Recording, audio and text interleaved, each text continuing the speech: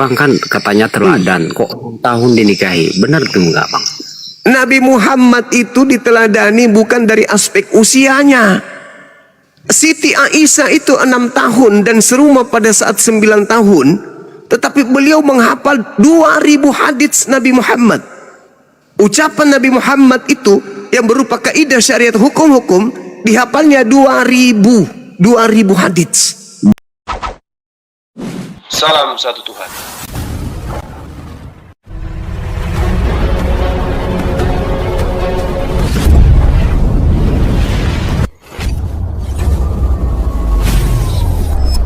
Ya, pengantar ini singkat para sahabat. Dukung semua ya sahabat-sahabat kita channel Densa News Muslim. Di like, di subscribe, di share sebanyak mungkin untuk supaya mencegah sahabat-sahabat kita di luar sana tidak terpengaruh terhadap pemurtadan. Semoga Allah memberikan selalu sikap istiqamah. Salam satu Tuhan, Allahu Akbar.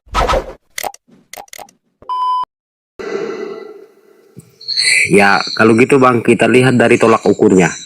Nabi Muhammad meninggalnya umur berapa? Nabi Muhammad meninggal usia 63 tahun.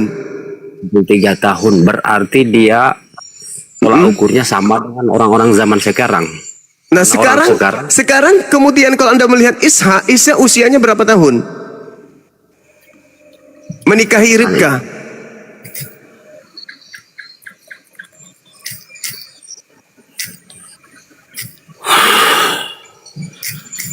Anda kenapa sewot sih? Kenapa Anda sewot dengan pernikahan Nabi Muhammad?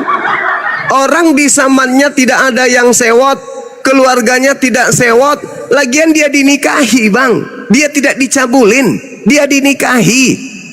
Sedangkan di gereja laki sama laki dinikahin, dikawinkan. Anda nggak risih? Ya masalahnya kan ini dikeluarkan katanya teladan. Iya teladan. Sekarang kalau Anda ingin meneladani Nabi Muhammad, Anda jadi nabi dulu.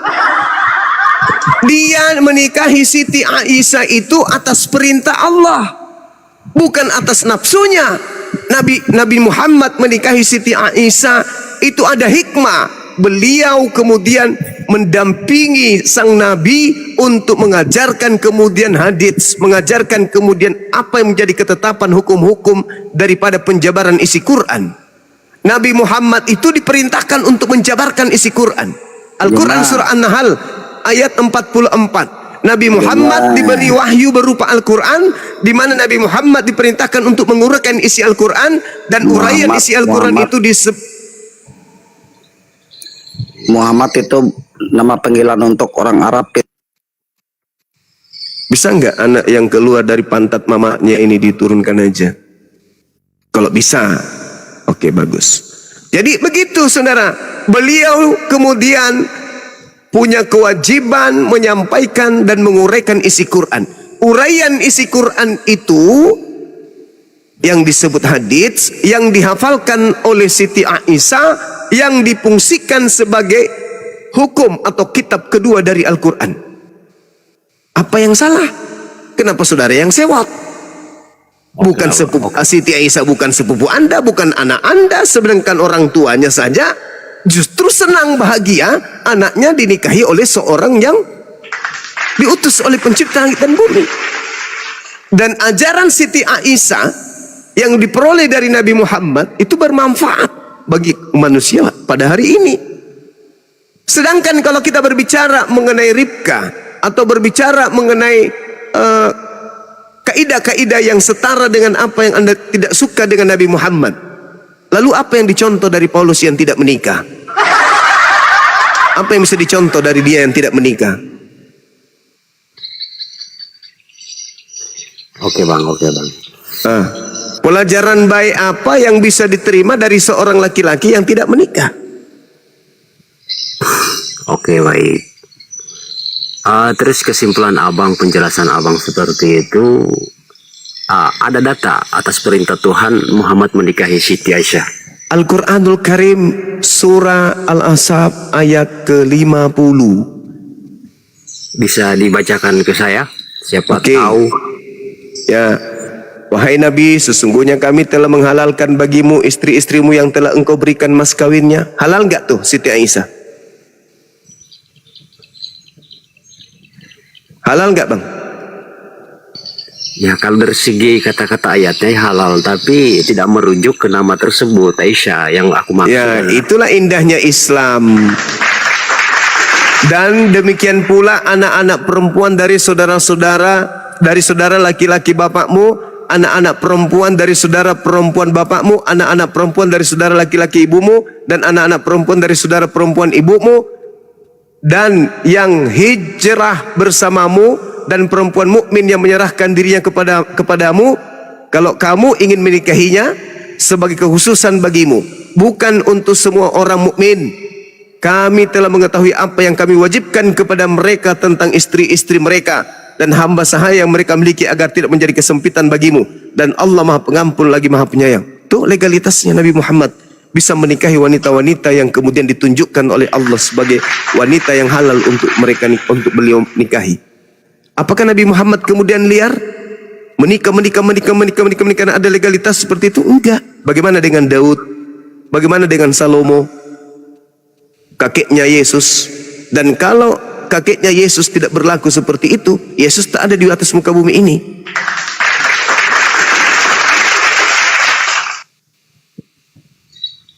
Kirain bang ada datanya yang real merujuk ke Aisyah untuk Muhammad.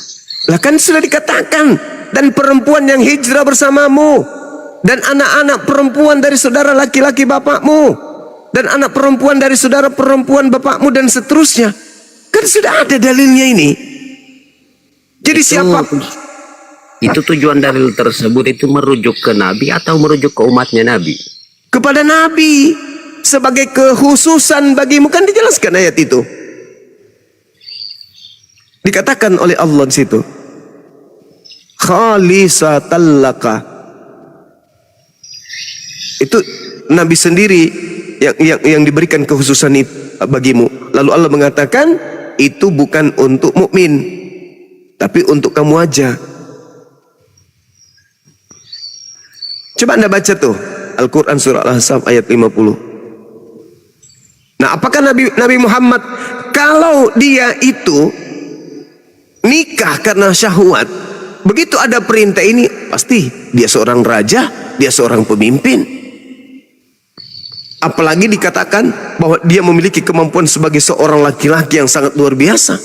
Pastilah dia akan menikahi banyak orang, banyak wanita. Tapi kan faktanya enggak. Yang dinikahi cuma janda-janda. Itu pun orientasinya karena membantu, menolong mereka. Tidak membiarkan mereka murtad kembali setelah mereka Islam. Takut murtad karena ditinggal suami, maka dia nikahi wanita tersebut supaya keturunannya menjadi Islam. Dia hidup selama 63 tahun. Selama 63 tahun ini, ketika menerima ayat suci Quran, masih memiliki puluhan tahun kemudian, dan itu kesempatan untuk menikahi. Dalam 1 bulan dia bisa menikahi 10 wanita. Berarti kalau dalam setahun bisa menikahi 100 wanita. Kalau dia mau, seperti tuduhan kotor dari orang-orang kafir, dia lakukan enggak? Enggak. Padahal orang-orang Arab itu orang-orang cantik. Kurang apa bodi mereka? Kurang apa kulit mereka? Nabi Muhammad adalah pemimpin di tengah-tengah mereka dan memiliki legalitas untuk menikahi mereka semua. Apakah beliau lakukan? Enggak. Bagaimana dengan Daud? Daud aja dulu. Dia adalah kakek Yesus. Dalam Roma 3 nomor 1, Yesus itu lahir dari spermato Daud. Berasal dari sperma Daud. Istri yang keberapa? Istri yang keberapa? Yesus ini berasal dari Daud. Memang Nabi Daud ya. Nabi Daud ini ada firman mengatakan bahwa Nabi Daud ini teladan juga ya. Gitu. Seluruh nabi itu adalah manusia-manusia pilihan, Bang. Tapi Nabi Daud banyak istri. Berarti kesimpulan kita, banyak istri itu bukan menjatuhkan harkat martabat seorang nabi. Bahkan batasan istri itu sebelum Nabi Muhammad itu nggak ada. Coba Anda tunjukkan di dalam kitab saudara, batasan istri itu ada berapa dalam kitab saudara? Ada nggak batasannya? Ya, Cukup memang dalam kitab banyak, tapi intinya yang Yesus jalankan kan tidak seperti yang di kitab. Lah, kalau Anda mengikuti ucapan Yesus, di dalam kitab Anda sendiri, Yesusnya yang mengatakan bahwa barang siapa yang meninggalkan istrinya untuk menjadi pengikutnya, maka dia akan mendapatkan berkali lipat ganda sekarang juga. Berarti Yesus menerangkan untuk menjadi pengikutnya, dia akan menerima berlipat kali ganda istri. Itu dalil, Bung. Ya benar. Nah, berarti Yesus mengajarkan istri pengikutnya poligami dong. Dan tidak dibatasi.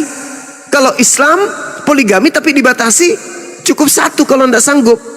Maksimal 4 kalau sanggup. Kalau tidak sanggup cukup 1. Sedangkan Yesus tidak membatasi, cukup 4 atau berapa, enggak.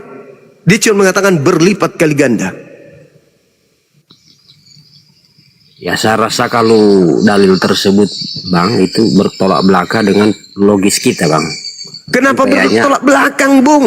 Kenapa bertolak belakang? kita ambil kesimpulannya dari Yesusnya kan. Nggak beristri. Kenapa? Ada apa dengan Yesus? Ya kan dia nggak beristri kan. Maksudnya? Ya, si pengucap dan yang diucapkan tidak sesuai kan. Lah, ini untuk pengikutnya, bukan untuk Yesusnya.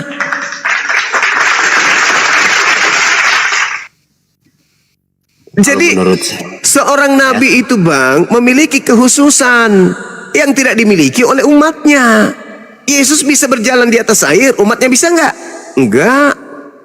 Yesus bisa membangkitkan orang mati, muridnya bisa nggak? Enggak. Jadi nabi itu memiliki kekhususan. Nah, terkait Yesus di dalam Lukas 18 itu mengajarkan poligami. Banyak istri dan tidak dibatasi gitu loh. Yesus tidak membatasi istri, cukup 1, nggak ada itu dalilnya.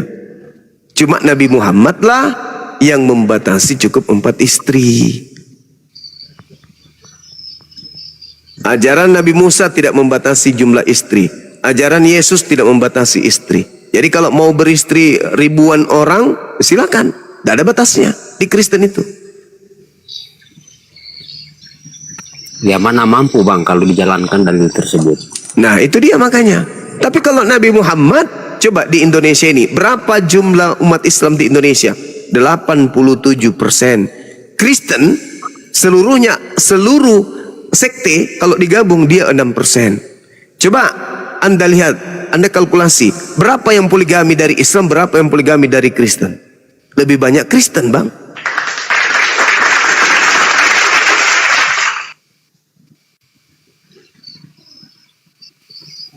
Ini di Makassar ini 92%, 93% umat Islam di Makassar, di kota Makassar ini. Berapa persen yang berpoligami?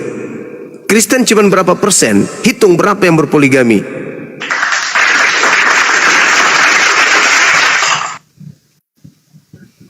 Belum lagi yang bercerai karena nikah lagi. Nah, itu terhitung poligami juga. Karena tidak sabar istri yang pertama, maka minta cerai. Karena suami itu menikah. Itu poligami juga itu. Jadi Nah, itu kalau poligami cerai nikah lagi poligami juga itu. Oke, baik, Bang. Dari Oke. semua nabi, kan, di Muslim katanya banyak nabi ya. Apakah nabi-nabi sebelumnya juga beristri kurang dari dewasa, anak-anak lah? Kalau kami Ishak itu nabi. Ya, Anda menilai dewasa itu dari unsur apa? Usia ya? ya sekiranya begitu, Bang. Tapi nenek-nenek kita dekat-dekat Indonesia Merdeka itu ada yang masih baru masuk SD kelas 5 sudah nikah, Bang.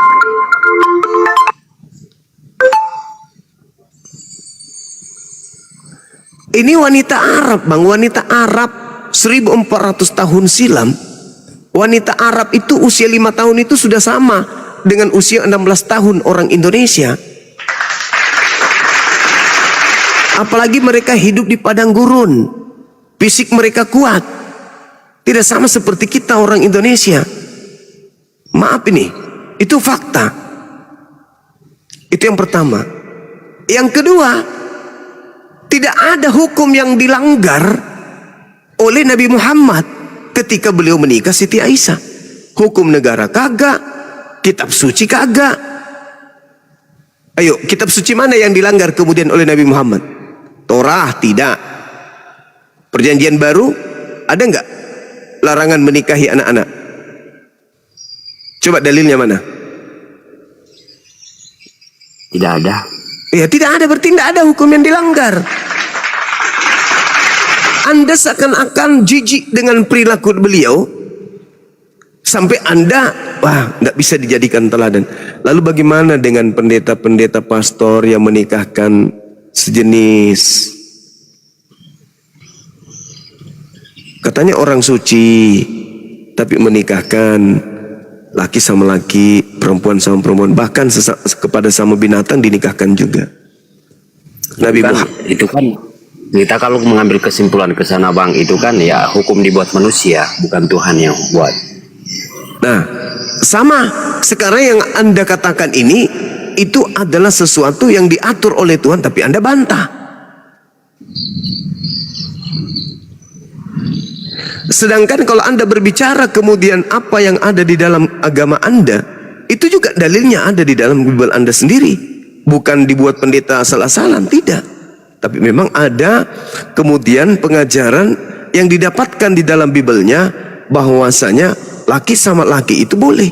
Coba Anda baca Galatia 3 nomor 26 sampai nomor 29. Ketika orang itu berada dalam Kristus, maka tak ada lagi laki-laki, tak ada lagi perempuan, semuanya sama. Jadi kalau kalau saya atau Pak Bom Bom lah menjadi Kristen, maka Pak Bom Bom ya tidak boleh lagi membedakan mana laki mana perempuan, semuanya sama. Itu dalil. Maka dasar pijakan dalil inilah yang menyebabkan orang-orang Barat menikahkan laki-laki, karena itu tidak lagi dipisahkan, dibedakan antara laki perempuan. Anda baca dalil saudara. Sebelum dikatakan begini dalam kitab saudara gini. Sekarang iman itu telah datang, karena itu kita tidak berada lagi di bawah pengawasan penuntun. Sebab kamu semua adalah anak-anak dewa atau anak-anak Theos, karena iman di dalam Yesus Kristus. Karena kamu semua yang dibaptis dalam Kristus telah mengenakan Kristus. Dalam hal ini tidak ada orang Yahudi atau orang Yunani, tidak ada hamba atau merdeka, tidak ada laki-laki atau perempuan, karena kamu semua adalah satu di dalam Yesus Kristus. Tuh, itulah dalil yang dipakai untuk kemudian mereka meminta pemberkatan di gereja, karena gereja telah menyatakan bahwa laki perempuan itu sama saja. Yang penting mereka berada dalam iman kepada Kristus Yesus.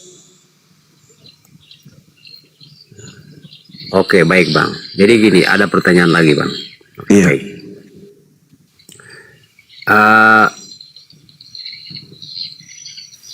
Di Al-Quran ya, di Al-Quran itu kan tentang pernikahan itu batas usianya berapa kalau di Islam? Kalau berbicara mengenai Al-Quranul Karim, menikah itu harus balik, tidak bisa tidak balik. Itu Al-Quran yang menjelaskan itu. Wajib hukumnya kami menikahi wanita itu dalam keadaan balik, dalam keadaan sadar, dalam keadaan waras. Itu Al-Quran surah An-Nisa ayat 6 atau di An-Nur ayat 32. Lalu balik umur berapa Bang? Balik itu tidak melihat umur. Kalau dia laki-laki dia sudah mimpi basah, kalau dia perempuan dia sudah haid. Untuk zaman sekarang itu batas usianya berapa yang kebanyakan sekarang? Itu kalau itu aturan Departemen Agama, itu masuk ke dalam hukum negara. Tapi kalau kami di Islam, menikah itu sudah bisa ketika mereka balik sudah mencapai usia balik itu sudah bisa menikah. Selama, Bisa, kau. tapi ingat, tapi di Islam itu menikah itu wajib, itu hukumnya apabila dia secara lahir, secara batin itu sudah bisa bertanggung jawab, baik bertanggung jawab sebagai istri maupun bertanggung jawab sebagai suami, bukan hanya sekedar balik. Makanya perintahnya itu apabila engkau bisa berlaku adil, artinya dia sudah tak ada lagi unsur kekanak-kanakan di sana. Meskipun dia sudah balik, sudah mimpi basah, tapi kalau dia masih kanak-kanakan, belum bisa menanggung beban sebagai seorang bapak atau sebagai seorang ibu, itu belum memenuhi syarat. Belum memenuhi syarat wajib untuk menikah. Terus gini Bang, kalau kita mampu untuk apa ya? Untuk adil ya. Dikatakan mampu untuk adil. Terus kalau pasangan kita sebisanya tidak terima, apa Anda merasa berdosa atau gimana itu Bang? Ya berarti tidak boleh. Itulah susahnya di Islam. Susahnya menikah lebih dari satu. Karena harus adil, itu syaratnya. Kalau kamu tidak bisa adil, cukup satu, fawahidah. Berarti sama halnya kita ini dilarang berpoligami. Cuman Bohong. daripada berzina, mending menikah. Gitu Bang. Ya terus kalau pasangan kita ndak setuju menikah lagi, sakit hati, apakah ndak? Berarti kita tidak adil kalau kita menikah. Karena harus adil. Tidak bisa tidak. Ya karena di dunia ini akhir-akhir kemungkinan besar ya kalau perempuan nggak terima kan, kalau suaminya nikah Iya, lagi. berarti nggak boleh. Berarti tidak boleh menikah. Karena syaratnya adil, harus adil. Gimana mau menikah kalau istri tidak bisa adil? Artinya nih, menikah setelah kita sudah punya istri sah, itu sama saja kita dilarang. Karena adil itu sulit. Bagaimana coba? Anda sedang bahagia, istri kedua di rumah menangis. Adil nggak itu? Nggak adil itu. Kecuali istri Anda bahagia, yang di rumah, terus Anda malam pertama juga bahagia. Bisa nggak terjadi seperti itu? Bisa. Ketika istri ini lebih cinta kepada Allah daripada kepada suami. Lebih cinta kepada hukum Allah daripada hukum biologis. Bisa, berarti kedudukan istri kita itu wanita soleha. Begitu Bung.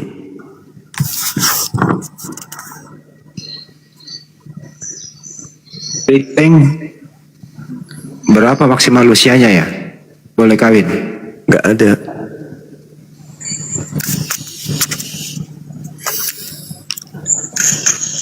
Nggak ada kalau di Yang penting akil balik. di mana dalilnya tuh? Ini lagi satu pertanyaan Bang. Ya. Yang penting akil balik. Ya, di mana dalilnya? Di mana dalilnya tuh Bang? Ben, kau ditanya itu.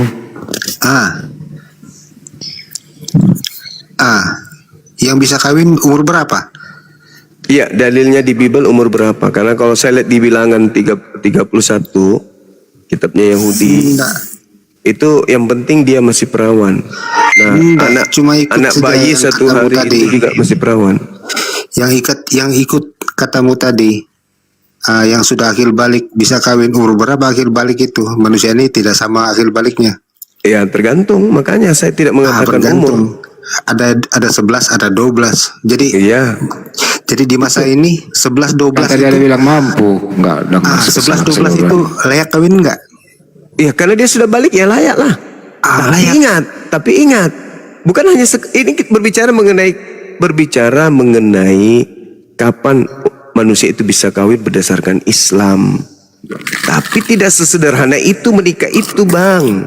Di situ ada sumpah, di situ ada janji yang harus kemudian laki sebagai suami jalankan, istri sebagai wanita sebagai istri harus jalankan.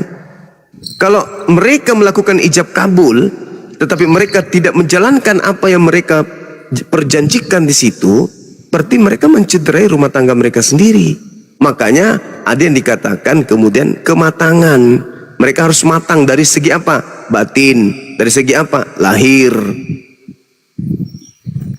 Tidak seperti di barat sana, mereka tidak ada kenal nikah, tapi sulit bagi orang barat kita temukan di atas, di bawah 10 tahun itu masih perawan. Karena tidak ada dasar pijakan, gimana? Nggak ada dasar pijakannya. Nah sekarang kalau kita tanya nih, orang Kristen, apa syarat sah nikah di Kristen? Ada nggak?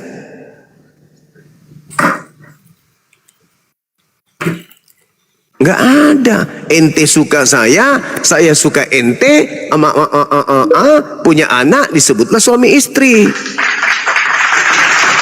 Prosesi, pesta-pesta, itu hanya niru-niru Yunani. Di Bible itu nggak ada.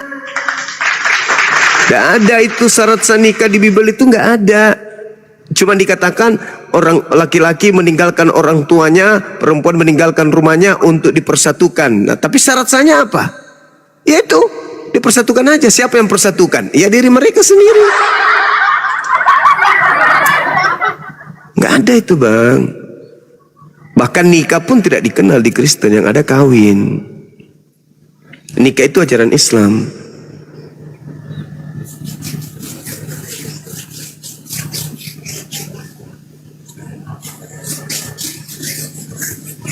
Di Kristen juga tidak ada batasan berapa batas usia nikah. Kemudian tak ada juga batasan syarat-syarat nikah. Kemudian di Kristen itu juga tidak ada berapa jumlah wanita. Nggak ada. Malah Yesus mengajarkan itu kepada pengikutnya. Tapi kan kepada pengikutnya boleh berlipat ganda. Itu di dalam Lukas 18 nomor 29 nomor 30. Nah, Kristen ini kan, maaf ya, sekali lagi saya katakan, kalian bukan pengikut Nabi dari Bani Israel yang bernama Yesus itu. Kalian pengikut makhluk yang ngaku-ngaku Yesus, tapi bukan Yesus yang asli. Di mana itu tertulis? Galatia 1 nomor 1. Aku menerima Injil bukan dari manusia, tapi dari Yesus. Sejak kapan Yesus bukan manusia? Sedangkan Yesus mengatakan, aku datang kedua kalinya sebagai manusia.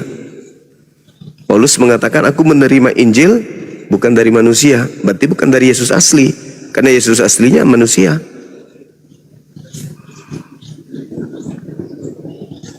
Yesus sendiri mengatakan, waspadalah kepada penyesat yang datang kepadamu dengan memakai namaku dan berkata, akulah Kristus. Nah, yang datang kepada Paulus mengaku Yesus Kristus. Tapi bukan manusia. Berarti bukan Yesus anak Maria dong. Dan dia akan menyesatkan banyak orang. Nah, pengikut Kristus yang banyak itu siapa? Itu kan Roh Kudus, Bang, yang datang ke dia. Roh Kudus, gimana ceritanya Roh Kudus ngaku Yesus? Iya, kan Yesus kan Roh Kudus juga. Di mana dalilnya itu Yesus adalah Roh Kudus?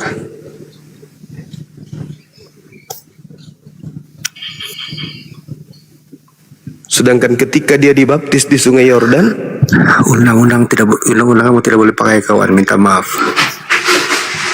Akil balik saja. Kamu cari akil balik saja boleh kawin. Umur 11-12 tahun boleh kawin. Kalau zaman ini umur 12 tahun boleh kawin.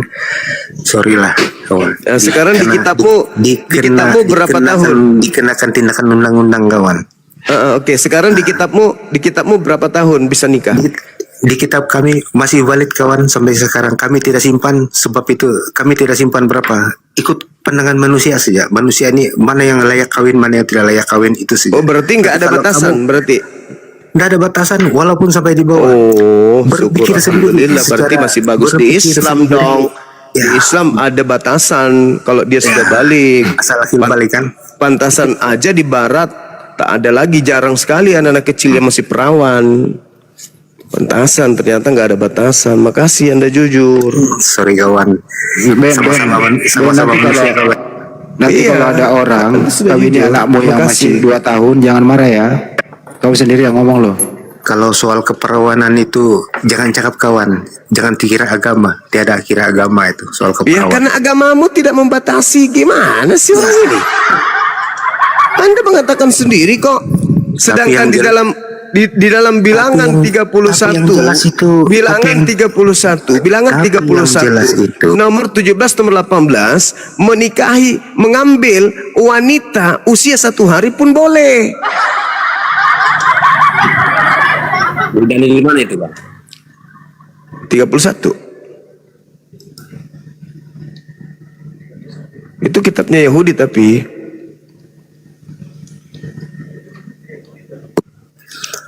Sedih aku kawan dengan gayamu ini, dengan caramu ini, sedih aku. ya aku lebih sedih lagi karena di Kristen menikahi anak 3 hari bisa. Gimana dong? Kamu sedih sama aku? Tapi Sedih di aga- kawan. tapi di agamamu- Nggak ada di kami gayamu begini. Loh, Kalau kayak mana begini, dalilnya di dalam agamamu batasan usia menikahi wanita? Ada? Enggak ada, berarti usia 1 jam boleh. Lucu ente ini.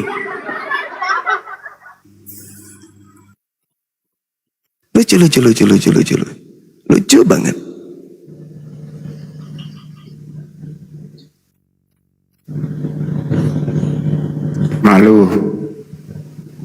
Malu. Malu jadi orang Kristen ya. Nggak ada aturan ya. Enggak ada. Nah, sebenarnya Ben salah ngomong itu, Bang. Malu aku sama tetangga, Kalau malu aku sama tetangga aku sebelah kawan. Iya, saya punya tetangga Kalau juga. nggak ada Maaf nih tetanggaku. Mungkin mereka nyimak. Saya saksi hidup melihat anak-anak perempuan mereka. Ini belum apa-apa, ini sudah berapa kali ganti suami. Maaf. Ini tetangga saya non Muslim. Maaf, karena di sini ada yang mengatakan itu, maka saya ungkap di sini. Ini rumah saya, boleh kalian lempari batu kalau itu tidak benar. Ayo. Sama kawan. Mereka perempuan sudah berapa kali ganti suami. Coba. Anaknya berhamburan di mana-mana. Coba, maaf nih, astagfirullahaladzim ya Allah. Terpaksa saya buka, mau kayak mana itu fakta, Ren. Sama Kalau itu, kawan. Kalau itu, Bang, dari semua agama itu pasti ada yang begitu. Oh, enggak bisa. Kalau kami harus balik. Kalau di kami harus balik. Ya, oke. Ya, Sama kalau juga kawan. Sama Mana juga, dalilmu? kawan. Mana dalilmu harus kau balik? Kok sama-samain lagi? Kok kamu ikut-ikutan? Sedangkan di dalam kitab yang kau gak Mana pakai, juga dalilmu kawan? di Mana juga bilangan dalilmu, kawan? 31, di bilangan 31, di situ Enggak, dikatakan kawan. semua Sekarang kita- anak-anak kecil di antara perempuan Sekarang kita yang belum bercerita pernah keadaan bersetubuh semasa, dengan kawan. laki-laki harus kau biarkan hidup untukmu. Sekarang kita berbicara keadaan semasa kawan. Ya, Maaf kawan, kita bercerita keadaan semasa. keadaan semasa gimana cerita lu? Keadaan semasa yang terjadi sekarang ini. Yang terjadi sekarang ini, Kristen tidak ada batasan umur. Jadi di Islam ada batasan umur. Kan tadi dikatakan balik. Kalau kita berbicara mengenai Departemen Agama, syaratnya itu 17 tahun ke atas. 17 tahun ke atas, balik 17 tahun ke atas. Apa orang ini? Tidak berarti kalau ada orang balik langsung menikah, kuclo. Emang ayam? Kan saya ditanya tadi. Saya yang ditanya loh. Tapi bukan berarti begitu balik anaknya orang langsung kok ambat. Dasar cabul, otak cabul. Syarat sah. Salah satunya syarat sah, dan syarat sah nikah itu bukan cuma satu syaratnya, kuclo. Dasar anak durjana. Inilah kalau manusia lahir dari kloset. Otak nggak pakai, nggak malu, hina agama orang sementara agama sendiri nggak punya aturan. Ditanya tentang agamanya nggak mau jawab. Apa batasan umur? Berapa batasan umur di agamamu menikah? Ada nggak dalilnya?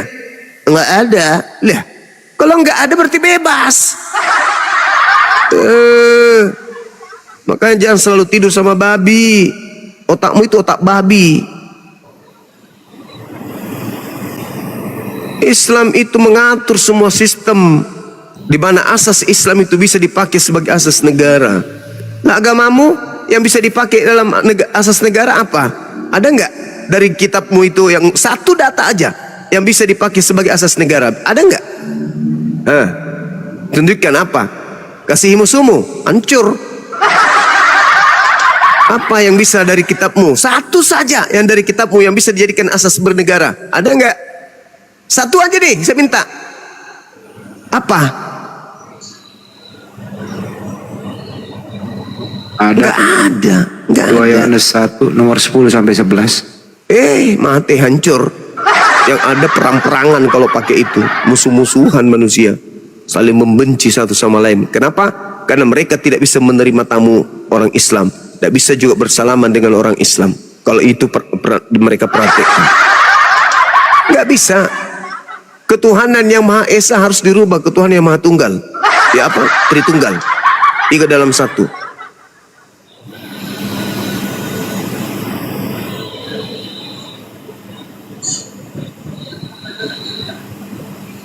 Apalagi Jul, pertanyaan Jul. Ben itu salah ngomong. Memang di kami tidak ada batasan, nggak ada batasan memang menikah. Tapi secara pemikiran kan mana yang layak, sudah waktunya nikah itu. Ya nikah kan, maksud Anda nikah itu kan dipestakan, diberkati di gereja, kan itu maksudnya. Ya, Tapi yang abang pernah nggak lihat? Yang jebol menjebol itu kan enggak ada batasannya. Abang pernah lihat nggak yang itu di bawah umur? Kenapa? Abang pernah lihat nggak orang Kristen nikah di bawah umur?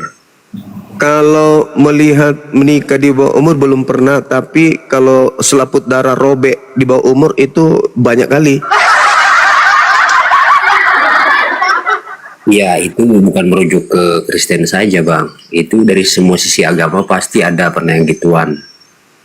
Tapi kalau di Islam jelas sekali diajarkan la taqrabuz zina, jangan kau mendekati zina. Itu di Islam.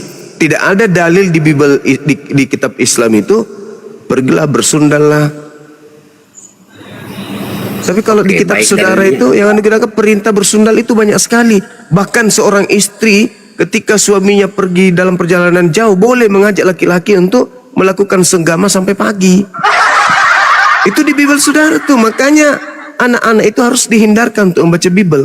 Karena di situ banyak ajakan-ajakan porno. Ajaran persudalan. Tapi apakah orang Muslim mengikuti dalil tersebut semuanya? Lah, kenapa jadinya kami? Dalam Al-Quran itu la taqrabus zina, jangan engkau mendekati zina.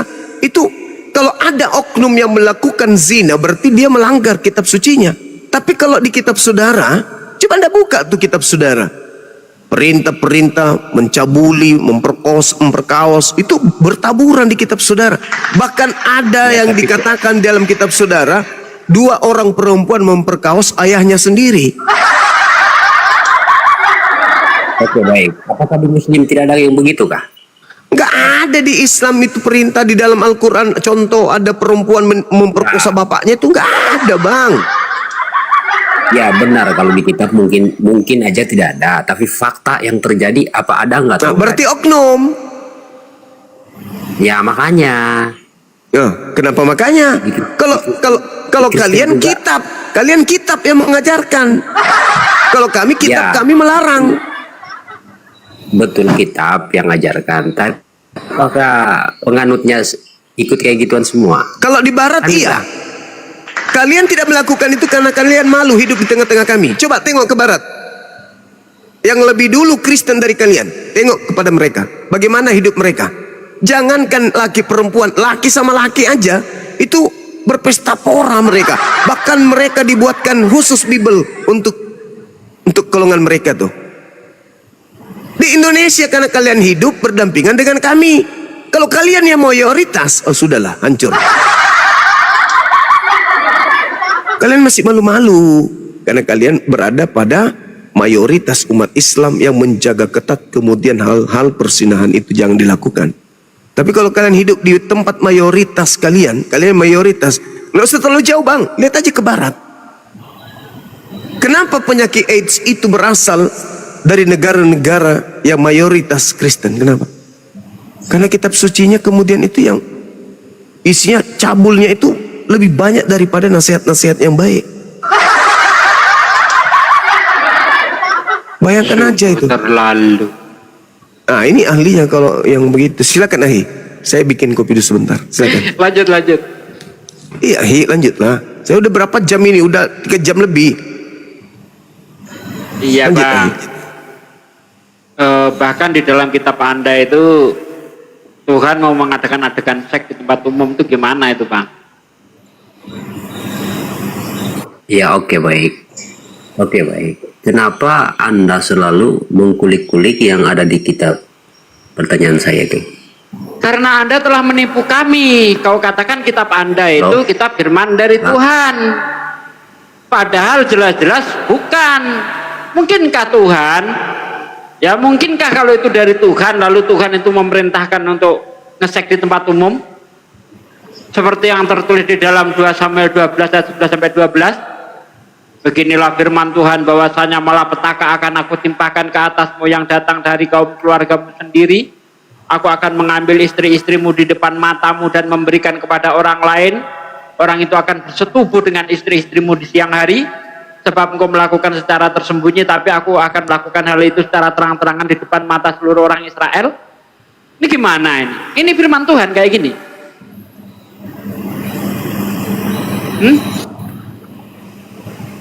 Jadi kalau menengok agama itu jangan dari perilaku umat. Kau tengok agama itu dari ajarannya. Coba carikan deh di dalam Al-Quran ataupun hadis yang ada perintah seperti dalam Bible itu. Kata-kata porno dalam Bible itu. Coba carikan.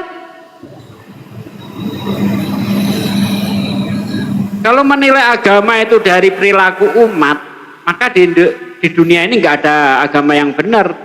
Karena namanya penganut sebuah agama itu sifatnya relatif. Di Kristen ada yang baik, ada yang jahat. Di Islam ada yang baik, ada yang jahat. Tapi tengoklah agama itu dari ajarannya. Tengok saja, buktikan kepada kami. Quran itu seperti Bible. Coba, nyebut kata susu aja coba. Cari kalau ada. Kalau di Bible ratusan. Gimana?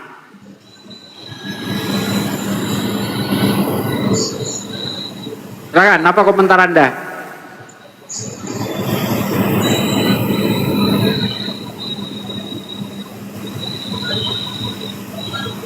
Ayo, silakan, apa komentarnya?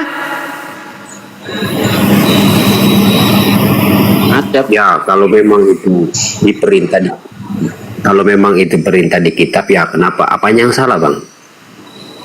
Kalau begitu apa bedanya Tuhanmu dengan sutradara film porno? Apa bedanya coba? Ini Tuhan kok perbuatannya cabul kayak gitu? Mau mengadakan adegan seks di ayat tempat mana? umum ini?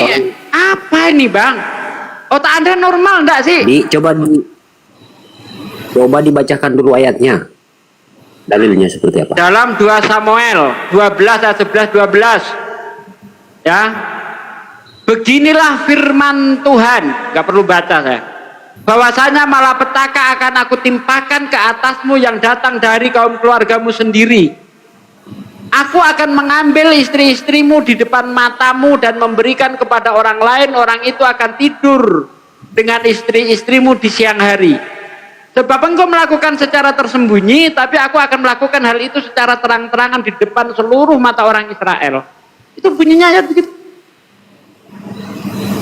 Coba, oke, baik. Coba dibaca ayat sebelum itu, Bang.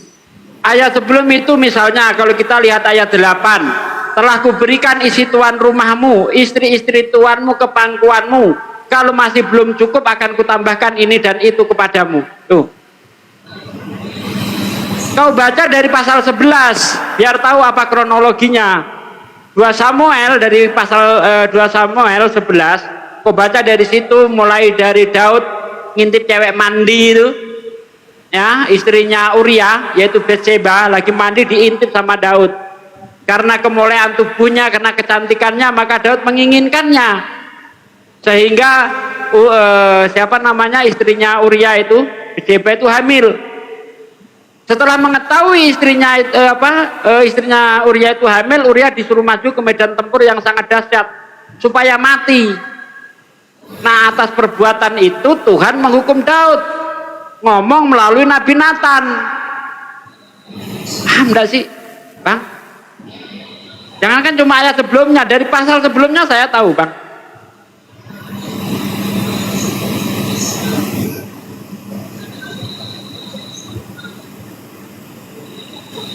Gimana?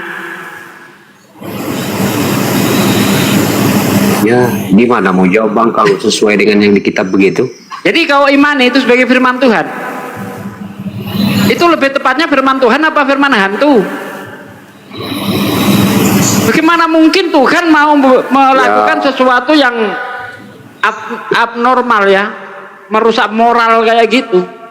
Hukuman. Kalau memang Bang ayat-ayat yang tidak bisa diterima dengan akal, tidak bisa diterima dengan akal, ya kenapa kita harus pakai?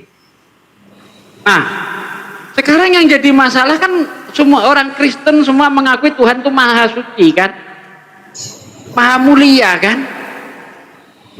Mungkinkah Tuhan yang maha suci, Ya, maha benar. mulia tapi perbuatannya cabul?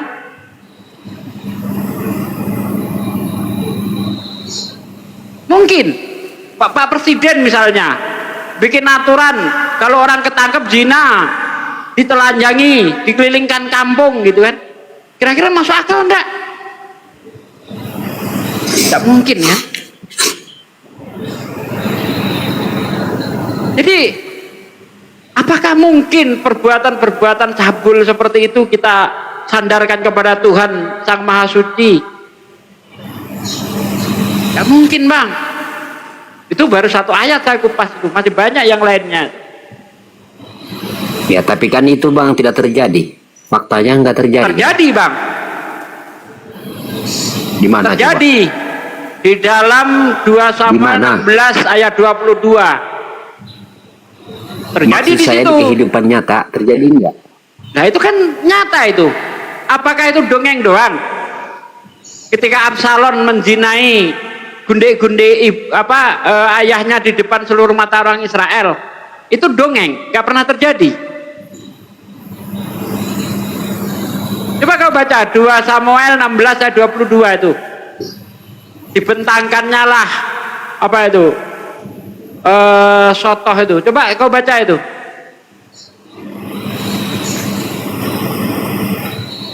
Kalau Onan gimana Pak De? Onan?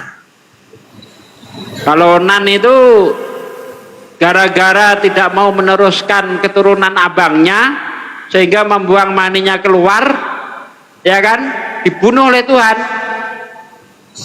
gara-gara gak mau punya anak. Karena apa? Nanti kalau punya anak bukan anak Onan tapi anak abangnya, itu kan meneruskan itu Bang Andi.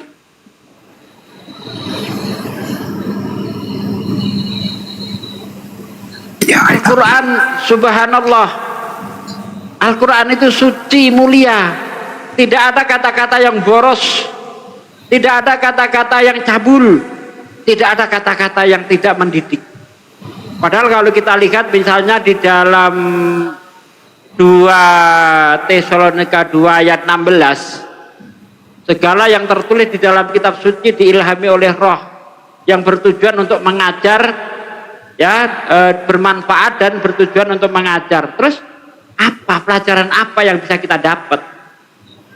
Hukuman berupa adegan seks di tempat umum. Apa yang bisa dapat apa? Namanya tempat umum ada anak-anak nengok lagi. Wih, katanya. Gimana coba? Katanya segala yang tulis itu berdasarkan ilham Roh Kudus. Tapi kok ada ayat seperti itu?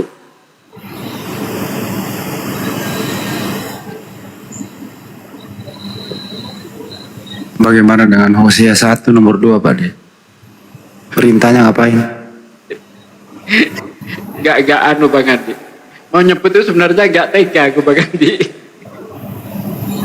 Pergilah sekarang, kawinilah perempuan Sunda loh. Ini kalau udah gak ada perlawanan gini ya Bang Andi lah tugasnya.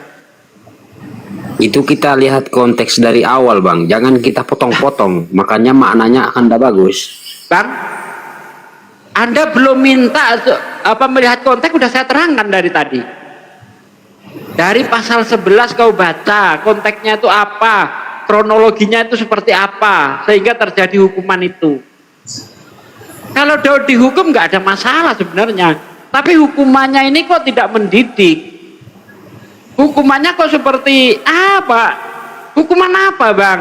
Apa bagusnya ada hukuman perbuatan prot-prot di tempat umum nih? Apa baiknya? Apa manfaatnya? Kalau itu dianggap bagus, jangan salahkan dong. Sutradara film porno itu jangan salahkan. Apa coba? Oke, baik. Memang di Quran ada ayat-ayatnya tidak ada kontradiksi ya? Yakin? Carikan kalau bisa. Carikan satu aja ayat Al-Quran berkontradiksi dengan yang lain. Ya. Kalau ada satu kontradiksi di dalam Al-Quran, saya murtad hari ini. Saya kencingi Al-Quran, saya buang ke tempat sampah. Kalau ada kontradiksi di dalam Al-Quran terjamin, Bang. Belum ada satu pakar pun bisa membuktikan Al-Quran kontradiksi antara ayat satu dengan ayat yang lain. Belum ada. Tapi kalau Bible, oh banyak banget.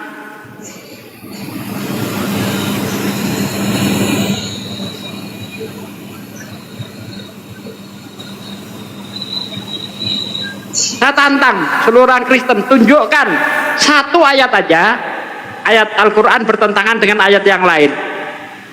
Karena Al-Quran itu dari Al-Fatihah sampai ke Al-Baqarah, ya Al-Fatihah sampai Al-Baqarah, seluruh isi ayat yang ada di Al-Baqarah tidak akan bertentangan dengan surah Al-Fatihah. Kemudian kita gabung lagi Al-Fatihah dengan Al-Baqarah dengan ayat yang lainnya, misalnya An-Nisa misalnya, antara Al-Fatihah, Al-Baqarah tidak akan bertentangan dengan seluruh ayat yang ada di dalam surah An-Nisa. Terus sampai seperti itu. Dari surah Al-Baqarah sampai nanti surah An-Nas, ya, tidak ada yang bertentangan satupun. Tunjuklah satu ayat saja bertentangan antara ayat yang satu dengan ayat yang lain. Misalnya ayat ini kok bertentangan dengan ayat ini, carikan kalau ada. Tapi kalau Bible misalnya, Kalau dapat, saya murtad sambil Terus kalau ngesot, saya murtad datangin pendeta, ya, live di TikTok sambil ngesot saya. Tuh. pegang kata-katanya, Bang, ya. Betul, saya pegang. Nanti saya carikan. Saya pegang, carikan ayat apa dengan ayat apa yang menurut Anda bertentangan.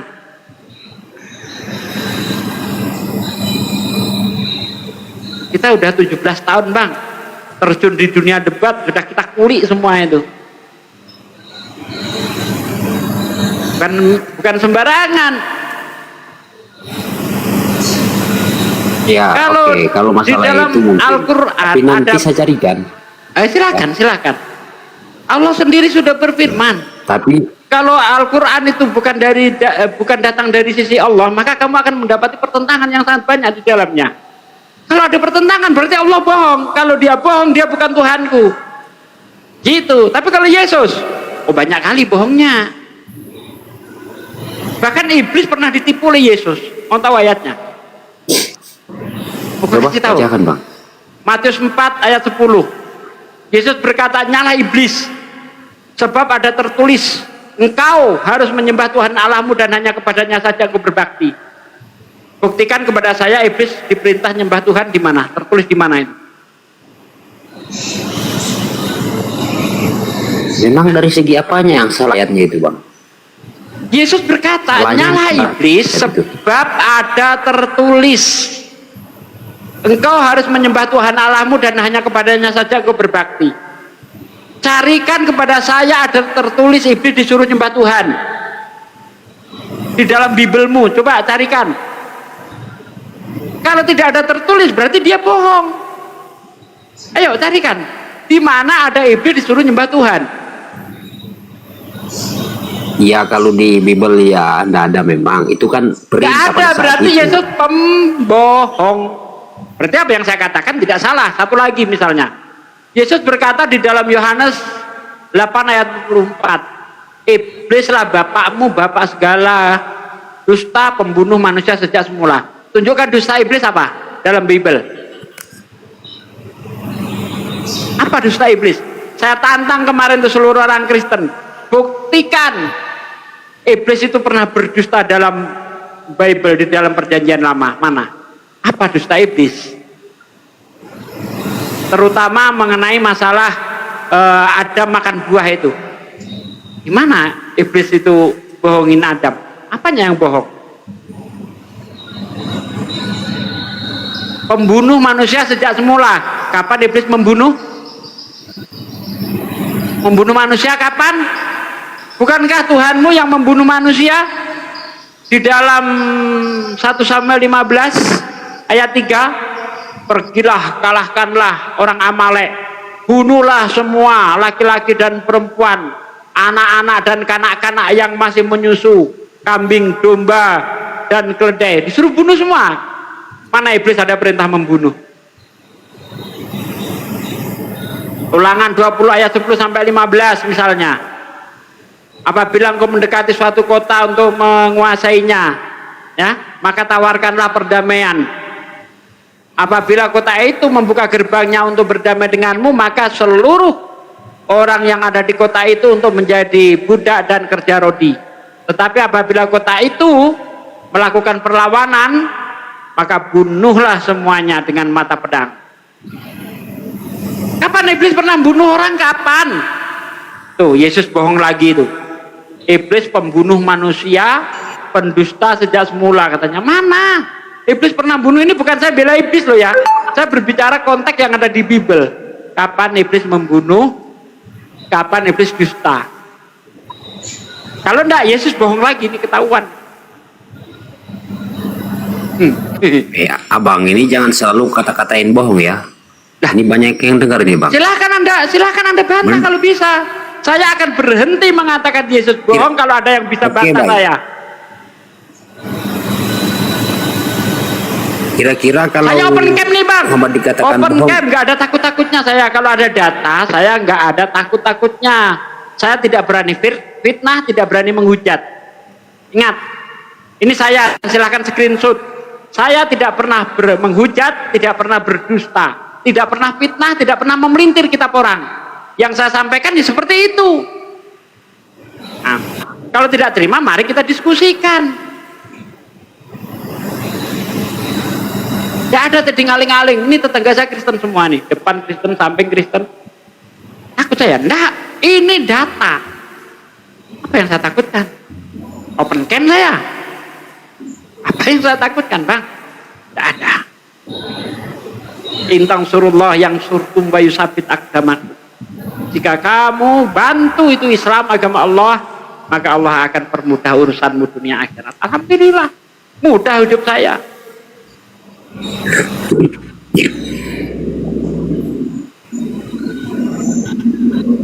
ya setidaknya kan Anda selalu mengatakan bohong-bohong, kan gak enak dengar juga, Bang. Memang kebenaran itu kalau disampaikan itu pahit, Bang. Kalau saya itu orangnya nggak bisa basa-basi. Katakan yang benar itu benar, yang hak itu hak, yang salah ya salah. Masa saya mau mengatakan itu benar kalau itu dusta, kan nggak mungkin. Saya bukan orang munafik. Jelas-jelas di situ Yesus berkata, nyala iblis sebab ada tertulis, engkau harus menyembah Tuhan Allahmu dan hanya kepadanya saja engkau berbakti. Itu menurut saya bohong.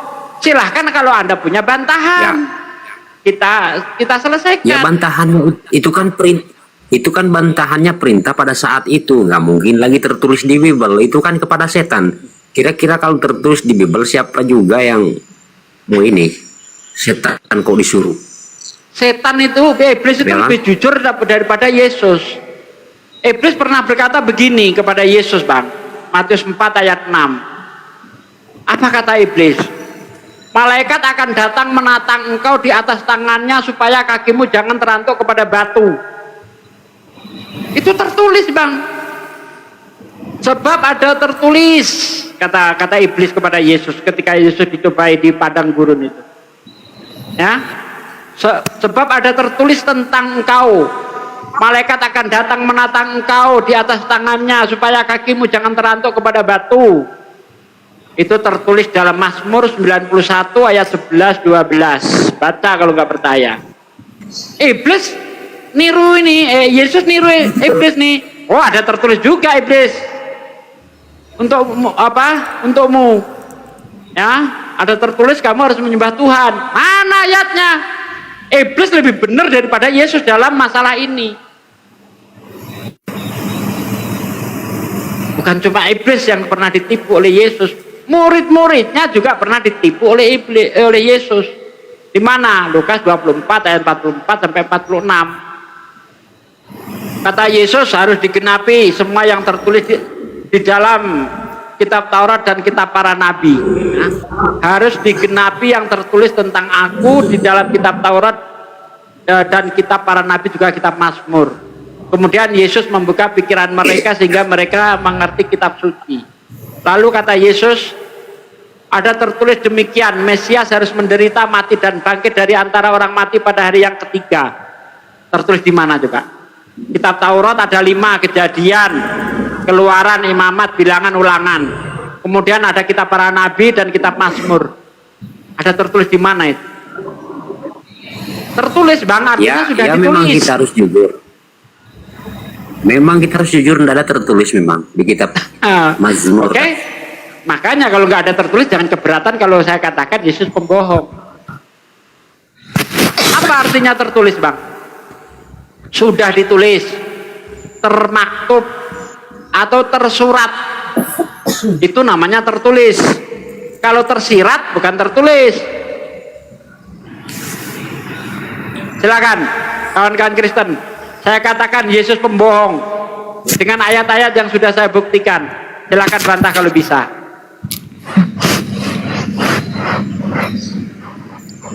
Halo, ya saya sedikit kali. Siapa tadi?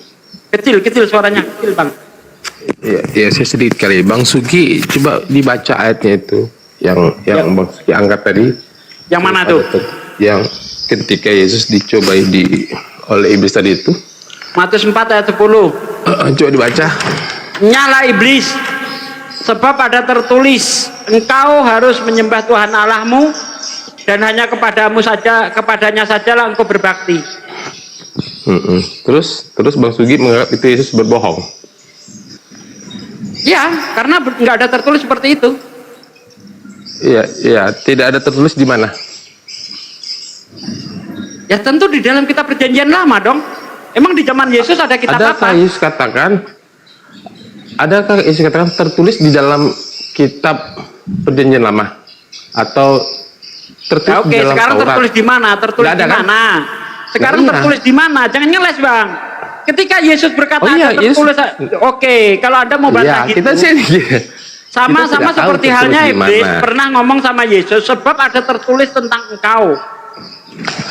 Ini iblis nggak ngomong ada tertulis dalam perjanjian lama, nggak perlu ngomong seperti itu. Tapi kita bisa membuktikan apa yang dikatakan iblis. Sebab ada tertulis tentang engkau, malaikat akan datang menatang engkau di atas tangannya supaya kakimu jangan terantuk kepada batu. Iblis nggak ngomong ada tertulis dalam kitab perjanjian lama, enggak gitu. Tapi ada tertulis di dalam kitab perjanjian lama. Nah, Yesus juga begitu. Ada tertulis. Artinya ini tidak berbohong. Yesus mengatakan ada tertulis tidak. Ada tertulis tidak. Hanya kita tidak tahu tertulis di mana. Kan kita berarti tidak Yesus tahu pembohong karena nggak bisa. Berarti Yesus asal nyelmong. Asal orang lain ketika begini Bang, analoginya. Ketika ada seseorang bicara, kita tidak tahu di mana kejadiannya, tempatnya, lantas kita akan katakan dia berbohong. Padahal kita yang tidak Abang tahu. ini banyak acak, tertulis di mana? Ada enggak? Ada enggak? Yesus tidak katakan terus di mana. Bukan enggak. Gimana? Tadi sudah saya kasih contoh loh. Tertulis. Sudah. Oke.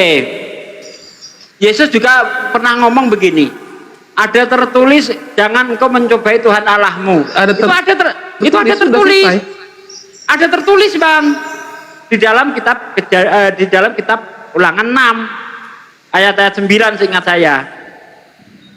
Yesus tidak perlu ngomong ada tertulis di dalam kitab perjanjian lama, enggak. Tapi Yesus pernah ngomong ada tertulis jangan mencobai Tuhan Allahmu. Itu betul ada tertulis. Kalau ada tertulis saya katakan ada tertulis.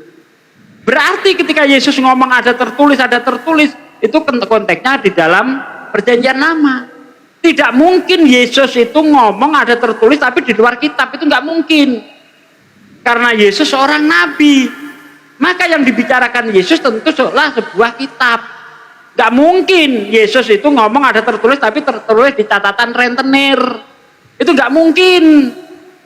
Ngerti enggak sih? Ini cara ngeles yang anak-anak itu. Dia udah jawab Ade, ada tertulis tapi dia nggak tahu di mana. Berarti Yesus asal mangap kalau nggak tahu tertulisnya di mana.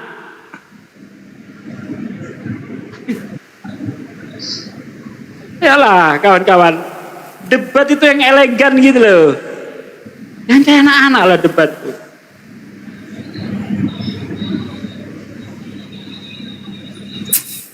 Kalau menurut saya sih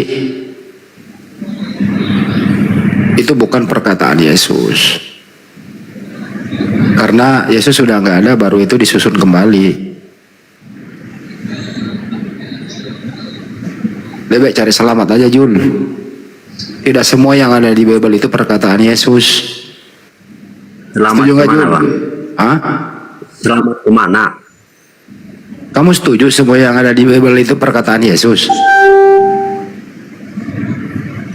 Ya kalau pemikiran akal sehat saya ya enggak semua apa yang ada di Bible itu perkataan Yesus. Ya udah. Karena kita ambil aja yang masuk logisnya saja.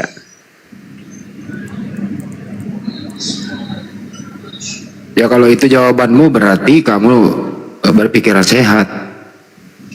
Artinya kamu menghindari tadi ini bahwa ada tertulis. Artinya itu bukan perkataan Yesus. Kalau mau nyari selamat. Mudah sebenarnya itu kalau kamu mau sehat berpikir. Artinya ada penambahan Ya, dari harusnya, penulis yang ada penambahan dari penulis yang nanti tidak bisa dipertanggungjawabkan. Kan gitu masalahnya. Oke? Iya. Makanya kalau memang ada kebenaran dari saudara-saudara muslim mengucapkan yang tentang di Bible, ya kalau memang itu kenyataannya kita terima, nggak boleh kita balik marah. Karena sesuai kan? Ya gitu dong. Itu dong. Jadi Bang, kita di sini ini bukan untuk menunjukkan kebencian, bukan. Kita di sini itu ngomong ini loh datanya. Gak ada kita itu apa modal kebencian, gak ada. Itu yang tertulis seperti itu. Cuma kawan-kawan Kristen itu kan yang model yang penting imani saja. Gak akan berani otak mereka digunakan untuk mengkritisi kitab suci. Tidak, gak akan berani. Beda dengan kami umat Islam, kami diberi kebebasan oleh Allah untuk meneliti. Afala yatadabbaruna Al-Quran. Apa kamu nggak meneliti Al-Quran? Bahkan Allah menantang, jika kamu meragukan Al-Quran, kata Allah, ya, kau kumpulkan seluruh kawan-kawanmu yang kau anggap hebat-hebat untuk membuat satu surah saja semacam Al-Quran. Loh, ada kitab suci semacam itu. Wa in kuntum fi raibim mimma nazzalna ala abdina fa'tu bi suratim min mislih. Nah, jika kamu ragu terhadap apa yang aku turunkan kepada hambaku Muhammad, yaitu Al-Quran, coba kau buat satu surah saja. Fa'tu bi suratim min mislih wad'u syuhada'akum min dunillah in kuntum shadiqin. Kemudian kau ajak sesembahan-sesembahanmu, penolong-penolongmu selain Allah. Kalau kau punya profesor bahasa, ajak. Kalau kau punya jin, ajak. Kalau kau punya malaikat, ajak. Bahkan seluruh dunia ngumpul jadi satu ahli-ahli bahasa, buat satu surah saja yang semacam Al-Quran, jika kamu memang benar. Wala in kuntum shadiqin. Fa ilam taf'alu, jika kamu bisa. Walam taf'alu, dan pasti kamu tidak bisa, kata Allah. Tuh. Dan pasti kamu tidak bisa. Kalau ada yang bisa membuat surah semacam Al-Quran, berarti Allah pembohong. Tapi Allah katakan, fa'ilam taf'alu, dan kamu pasti tidak mampu. Walam taf'alu, fa'ilam taf'alu, walam taf'alu. Langsung dikunci oleh Allah, dan pasti kamu tidak bisa. 1400 tahun Al-Quran sejak diturunkan sampai sekarang belum ada yang bisa. Padahal di dalam Al-Quran itu ada surah yang paling pendek cuma tiga baris ya, nggak sampai satu alinea itu, nggak sampai satu paragraf, 3 baris saja. Inna a'tainakal kausar fasholli li rabbika wanhar inna sani'aka huwal abtar. 3 baris saja nggak ada yang bisa, Bang. Jangan panjang-panjang surah Al-Baqarah sampai 200 sekian. Nggak usah. 3 baris saja dalam Al-Quran. Sampai sekarang belum ada yang bisa. Kalau ini bukan dari Allah, Bang, pasti gampang ditiru, Bang. Apa yang susah? Tapi karena ini dari Allah, maka nggak bisa ditiru. Apa yang susah meniru Bible, coba? Suatu ketika, ketua preman itu mendekati kampung dan berkata kepada pengikutnya, pergilah kamu ke rumah itu. Aduh, Bang, di-mute, Bang. Kamu akan menemukan motor, kuncinya ada di situ. Naikin, bawa kemari. Kalau ada orang butuh, katakan aku sedang butuhkan. Apa susahnya bikin ayat kayak gitu? Gampang. Gak ada yang susah bikin Bible. Al-Quran, subhanallah, ahli bahasa sehebat apapun, belum ada yang mampu. Itu baru dari keajaibannya. Belum lagi dari yang terbukti secara ilmiah. Masya Allah. Semua ayat Quran yang bercerita tentang penciptaan jagat raya, belum ada yang bertentangan dengan ilmu pengetahuan.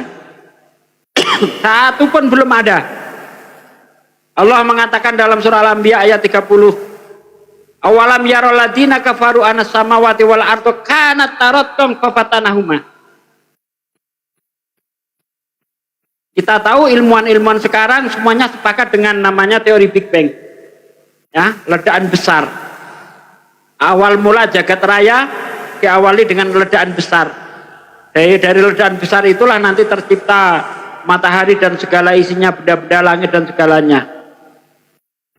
Allah sudah menginformasikan 1400 tahun yang lalu.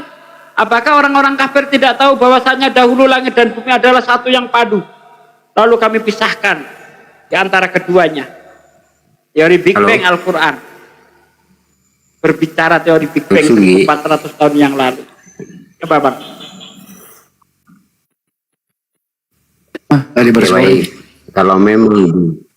Kalau memang di Muslim itu kebenarannya katanya Ini ya bisa ngomong dia. benar ya. Kebuka kok. Gimana, Bang? Ulangi, Bang. Ulangi, Bang. Kalau memang di Muslim punya kebenaran ya, kebenaran. Kenapa yang paling banyak di faktanya penemuan-penemuan ilmuwan itu di kalangan kami? Kenapa, Bang? Coba jelaskan. Oke.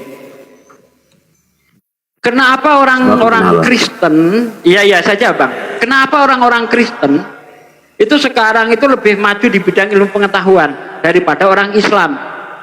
Karena orang Kristen jauh dari Bible. Coba kalau orang Kristen itu dekat dengan Bible, seperti yang terjadi di abad-abad pertengahan. Anda ingat Galileo yang dihukum gereja?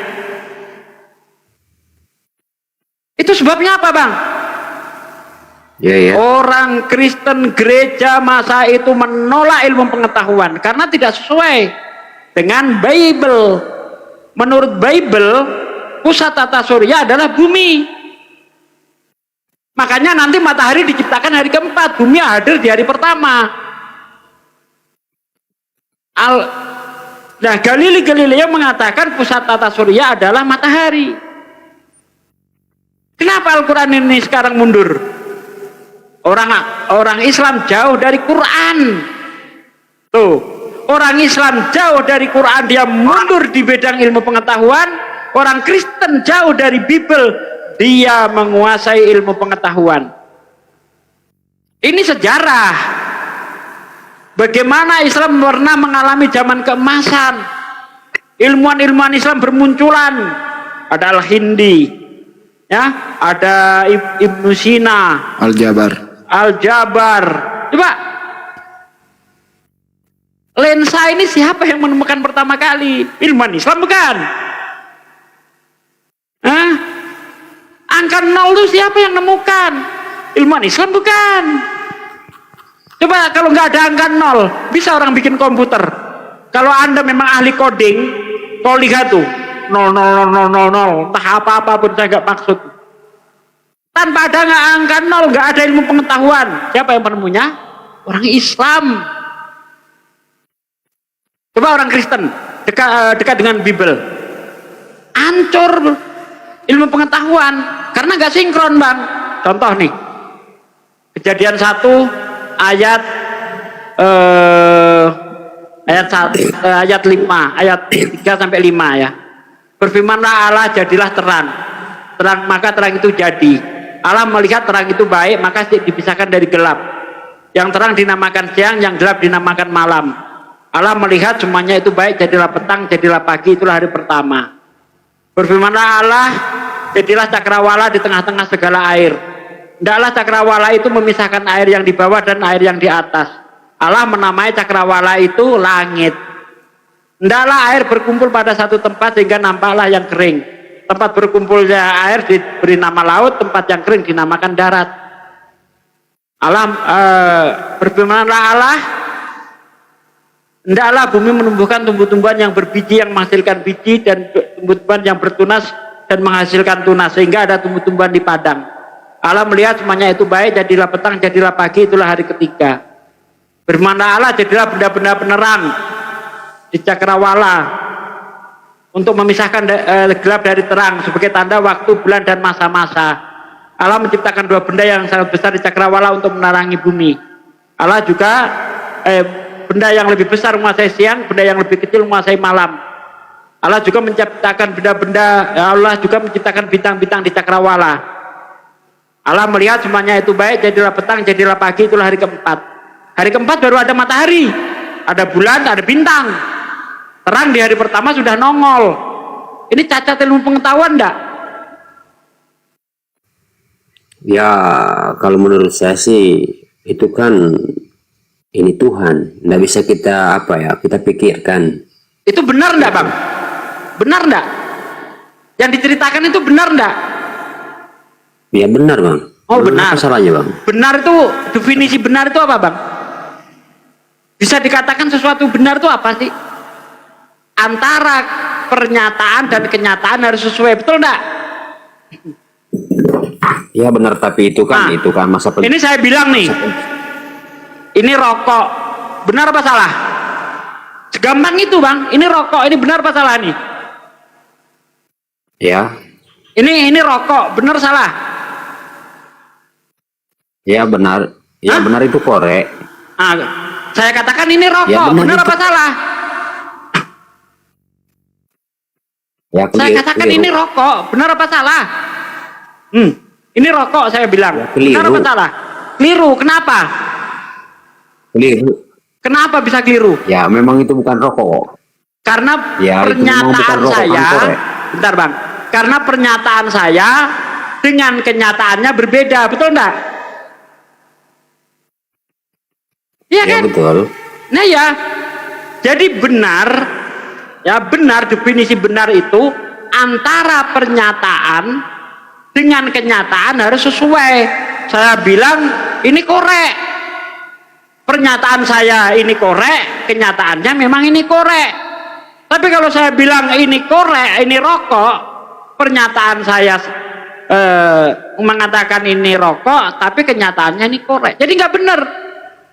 Nah sekarang buktikan kalau itu memang benar, pernyataannya ada terang sebelum matahari diciptakan, sementara kita tahu bahwa di dunia ini tanpa adanya benda sesuatu yang menyebabkan terang atau benda penerang, tidak mungkin ada terang. Itu kenyataannya. Berarti pernyataan di Kejadian 1 ayat 3-5 zong, nggak betul. Tapi kalau diimani saja ya silahkan. Iman, Anda mengatakan itu benar, silahkan. Tapi ingat, iman bukanlah tolak ukur untuk membuktikan itu benar, itu salah. Karena kalau iman yang dijadikan tolak ukur menilai sesuatu itu benar, maka orang nyembah sapi benar imannya, orang nyembah gunung benar, orang nyembah sandal jepit benar. Tetapi kalau akal yang kita pakai, apakah itu benar? Jadi tolak ukur kebenaran adalah akal, karena akal lah yang bisa membuktikan ini benar, ini salah. Itu maksudnya Tuhan Anda memberi akal. Begitu, Bang. Jul, Ya, kalau menurut saya sih, Bang, itu ndak bisa kita salahin dong. Itu kan masa penciptaan. Masa Tuhan kita atur-atur, mau kita samakan dengan pemikiran kita, Bang? Ya ini Anda coba model imam. Itulah tadi Bang yang saya katakan, orang Kristen maju karena jauh dari Bible. Kalau Anda dekat dengan Bible, nggak maju-maju, nggak akan maju. Jadi ilmu setinggi apapun orang Kristen itu sekolah, ketika ilmunya itu dibenturkan dengan Bible, babak belur. Kalau dia lebih berat kepada ilmu pengetahuan, imannya hancur. Kalau dia lebih kuat di imannya, berarti ilmu pengetahuannya hancur, sekolahnya sia-sia. Beda dengan kami di Islam. Sekolah semakin tinggi kita belajar tentang ilmu pengetahuan, maka semakin sinkron dengan dengan Al-Quran. Itu hebatnya di Islam. Kalau ada kitab suci yang bisa sinkron antara ilmu pengetahuan dan kitab suci, untuk apa kita memilih kitab suci yang enggak jelas, yang bikin kita bodoh? Coba kau percaya itu? Bodoh Bang. Ada tumbuh-tumbuhan hidup di hari ketiga, mataharinya diciptakan hari keempat. Tumbuhan apa yang bisa hidup tanpa matahari seperti yang diceritakan di dalam kitab Kejadian itu? Tumbuh-tumbuhan yang berbiji menghasilkan biji, tumbuh-tumbuhan bertunas yang menghasilkan tunas. Tumbuhan apa ini? Bukankah tumbuh-tumbuhan itu dia hidup kalau ada matahari? Karena perlu yang namanya proses fotosintesa. Oke, Bang, oke. Aku bertanya, Bang. Memangnya pada saat penciptaan Adam langsung makanan juga ada, Bang? Seperti itu. Pada waktu penciptaan makanan ada. Ya, penciptaan Tumbuh-tumbuhan Adam. kan sudah ada, Bang. Enggak, maksudnya penciptaan Adam sudah ada makanan. Ya sudahlah. Hewan diciptakan terlebih dahulu. Tumbuh-tumbuhan diciptakan terlebih dahulu. Tumbuh-tumbuhan hari ketiga, hewan hari kelima, Adam hari keenam. Ya sudah ada lah. Lautan udah berjubel ikan tuh. Nah, lautan udah berjubel ikan. Pisang udah Mana masak, udah dimakan codot. Tapi mataharinya belum nongol. Di mana dalilnya? Dalilnya di mana? Kejadian. Yang mana nih? Tumbuh-tumbuhan ya. Kejadian 1 ayat 9 sampai ayat 13. Kau baca. Soal ikan-ikan, Kejadian 1 ayat 20 sampai ayat 25. Anda baca. Itu berbicara tentang hewan. Bacalah.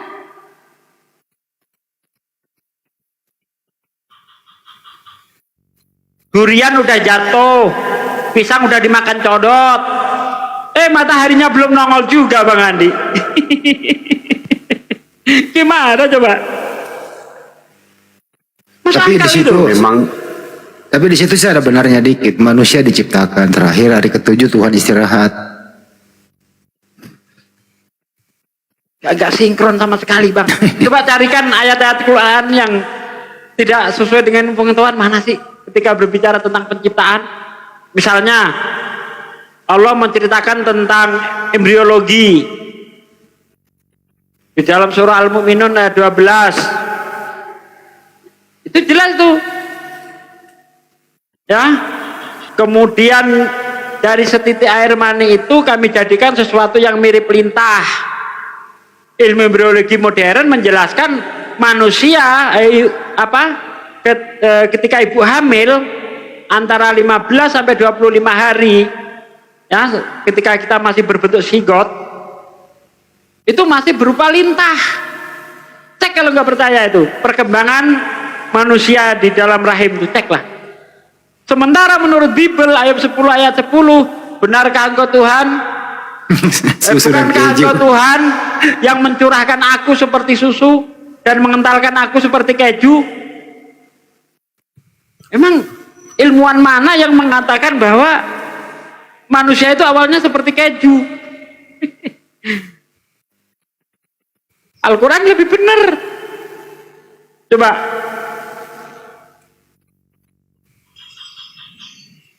Masya Allah, Al-Quran, subhanallah. Udahlah Jol, kalau mau pintar jauhilah itu tadi. Kalau mau pinter, Ya, kalau menurut iman dan kalau akal menurut saya- sesuai, jauhi Bible. Kalau menurut saya Bang tadi itu hanya salah keliru penempatan ayat tersebut. Bukan hanya salah penempatan ayat, Bang. Salah cerita. Bukan salah penempatan ayat, salah cerita. Jadi Memang di muslim, bukan di Tuhan. muslim ada nggak? Apa tuh? Apa? Apa, Bang? Muslim ada enggak apa sih, Bang? Woi, Maksudnya di muslim ada nggak cerita seperti itu awal mula kejadian? ya kan tadi sudah saya sebut ayat tuh. Bagaimana awal mula terciptanya jagat raya ini? Diawali dengan Big Bang. Merci ya. Nah, kalau ingin ayat selanjutnya yang bercerita tentang periode-periode itu di dalam surah An-Naziat 27, ayat 27. 27 sampai ayat 30, ingat ayat 33. 33. Nah, itu baca di situ tuh. Gak ada yang bertentangan dengan ilmu pengetahuan, gak ada. Terus menurut Anda itu salah semua? Ya, Di Bible total salah. Coba, yang bener Bang kalau ngomong. iya, saya tanya sama Anda. Masalah penciptaan Anda tadi. tahu penyebabnya, apa yang menjadi penyebab terjadinya siang dan malam? Menurut ilmu pengetahuan. Apa, Bang? Jawab dong, matahari dan bulan, jawab. Kenapa ulang resek-resek di sini? Apa yang menyebabkan terjadinya siang dan malam? Ya matahari lah. Bukan, Bang. Bumi berputar pada porosnya. Tapi kalau menurut Anda matahari yang menjadi penyebab apa yang memisahkan siang dan malam? Gimana matahari Oh, iya, bisa betul. memisahkan? Bumi berputar pada porosnya. Benar. Kurang dengar tadi Bang. Bumi Ya, berputar terus. Nah, itu nanti terjadilah pergantian siang dan malam berganti-ganti. Rotasi. Ya. Nah, terjadinya rotasi itu disebabkan oleh gaya gravitasi. Bagaimana ada gaya gravitasi di hari pertama mataharinya belum nongol? Bukankah gaya gravitasi itu terjadi adanya dua benda besar yang saling mengeluarkan gaya tarik menarik, ya kan? Tolak menolak. Gimana bisa terjadi gravitasi di hari pertama? Sehingga terjadi siang dan malam, mataharinya belum nongol. Ada aku mau nanya dia pada Jul, apa yang menerangi siang dan malam di hari pertama, Jul? Cahaya. Ya, Cahaya Cahaya Bang. dari mana? Memang Tuhan tidak bisa menciptakan cahaya Ingat, Bang, selain matahari. di dunia ini tidak bisa terlepas dari hukum aksi dan reaksi. Kalau kita dulu belajar fisika ya, itu SMP lah kalau nggak salah itu. Ada namanya hukum aksi reaksi itu. Sebab akibat. Bisa. Dunia ini terlepas dari itu. Sebab akibat. Nggak bisa, Bang. Sebab ada Terus, benda penerang, akibatnya ada terang. Terus kalau kuasa Tuhan itu Anda mau atur-atur gimana sih Bang? Kuasa Tuhan apa? Ini bodoh ini, Bang. Ini bukan kuasa Tuhan. ini ilmu bro. Ini ilmu. Kalau caramu Ya, kalau begini, menurut- Bang, kamu bisa nggak ngalahin ateis? Ateis nggak percaya Tuhan tuh. Kristen mampu mengalahkan ateis. Kalau begini caranya. Wah, itu kuasa Tuhan. Pret, katanya saya nggak percaya Tuhan. Untung kamu dialog sama saya yang masih percaya Tuhan, masih agak nimbang-nimbang dikit. Tapi kalau kau bicara sama ateis, Habis kau. habis. Tapi Islam bicara sama ateis, ayo.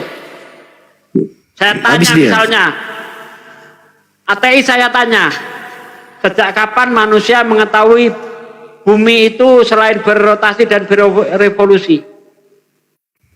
Dia jawab 100 tahun yang lalu, 200 tahun yang lalu,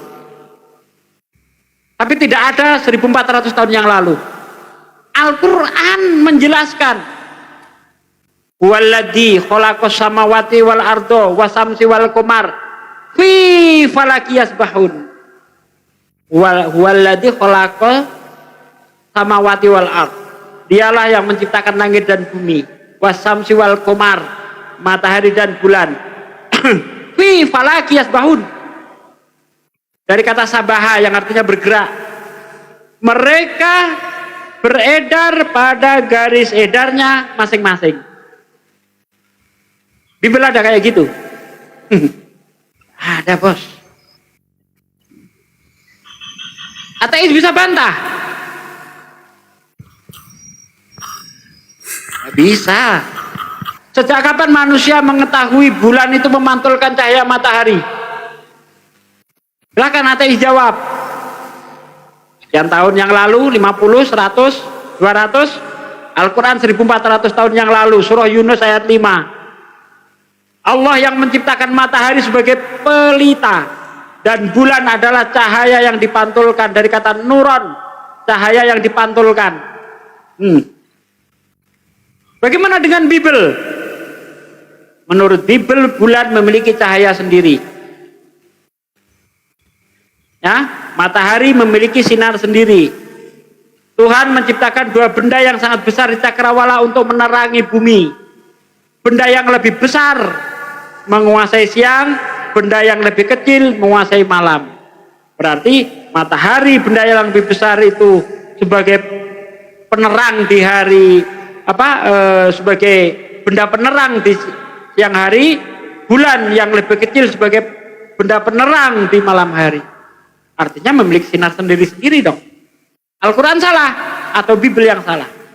Bibel salah, Al-Quran benar. Al-Quran mengatakan bulan memantulkan cahaya matahari. Hanya dengan satu kata untuk menerangkan itu, Bang. Nuron, cahaya yang dipinjamkan. Nah, itu dia. Mantap Al-Quran.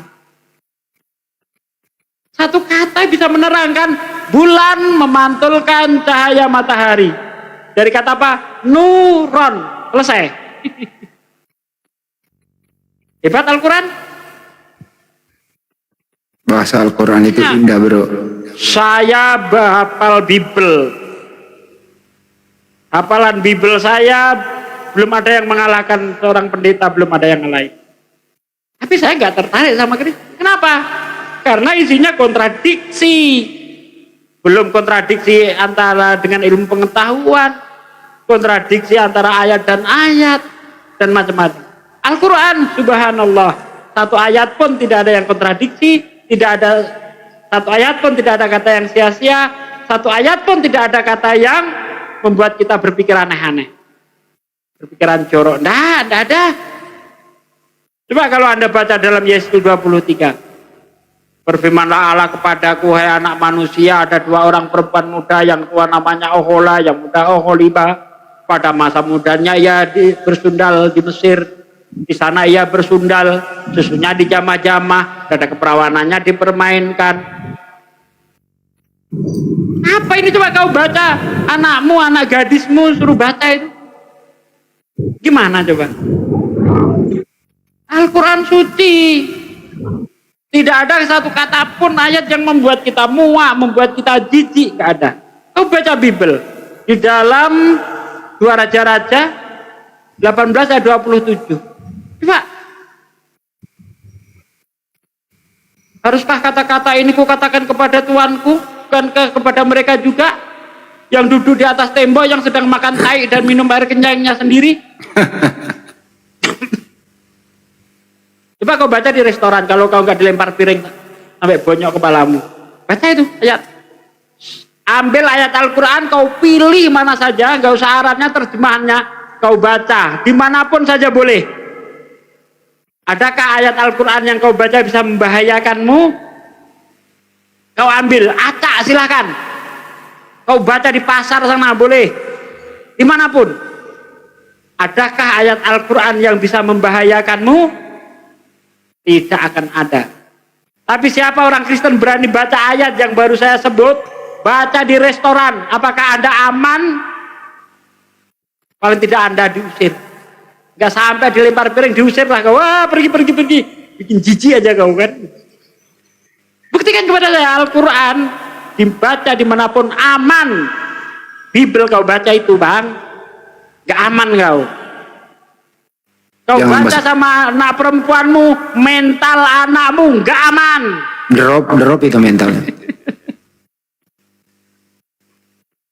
Aku pernah punya teman orang Batak marga Malau. Waktu itu dia punya anak kelas 4. Kau yakin bang ini Bible ini firman Tuhan semuanya? Ya. Kau berani baca ayat ini? Beranilah. Kenapa? Baca dulu saya bilang. Nanti anakmu suruh baca. Kira-kira berani enggak kau? Kenapa enggak berani? Bacalah saya bilang. Belum selesai mukanya merah. Mau jadi apa anakku katanya? Baca Yeskiel 23 itu. Saya suruh baca. Suruh baca anakmu saya bilang. Bacalah. Coba ayat Al-Quran kau pilih, kau bacakan ke bayi jadi cerdas. Kau bacakan ke anak gadis. Kau bacakan sama siapa aja. Nggak ada penolakan. Bismillahirrahmanirrahim. Indahnya ayat ini. Dengan menyebut nama Allah yang maha pemurah lagi maha penyayang. Alhamdulillahirabbil alamin. Segala puji bagi Allah, Tuhan semesta alam. Ar-Rahmanir-Rahim, yang pemurah, yang lagi maha penyayang. Maliki yaumiddin, yang merajai di hari kemudian. Tuh Al-Quran subhanallah. Oke. Apa artinya tadi bang? Coba bang. Yang mana bang? Tadi. Yang mana bang? Maha penyayang ya, penyayang. Yang maha pemurah lagi maha penyayang. Nah, oke baik. Kalau maha penyayang di situ artinya kenapa ya? Ini kenapa di Palestina sana banyak muslim terbantai? Katanya maha penyayang, kok enggak dibantuin bang? Sama Tuhan. Allah ini kan memberi free will bang. Memberi free will dia. Diberi kebebasan untuk memilih. Tidak semuanya harus. Lah, Allah maha penyayang. Anda kafir dapat rezeki. Allah penyayang. Semua makhluk di dunia ini dapat rezeki dari Allah. Disayangi oleh Allah. Ya kan? Anda mau beribadah, tidak beribadah, Anda tetap dapat rezeki. Nggak perlu kita sampai minta-minta makan, nggak perlu bang. Ya, atas nama Bapa kami yang ada di surga, dikuduskanlah namamu, dimuliakanlah engkau seperti di bumi, di surga. Berilah aku makan hari ini secukupnya. Gak perlu sampai minta makan orang Islam. Allah kasih, gak perlu sampai minta makan, Allah kasih rezeki. Tuh, Allah maha penyayang. Lalu bagaimana dengan kejadian? Bang, memangnya maha penyayang ini hanya merujuk ke rezeki saja bang? Bukan hanya rezeki, Anda bisa melihat, Anda diberi sehat. Itu bentuk kasih sayang Allah. Coba kalau Anda disuruh bayar oksigen yang dikasih Allah itu. Hah? Ya, satu botol segini 400.000. Coba bayar.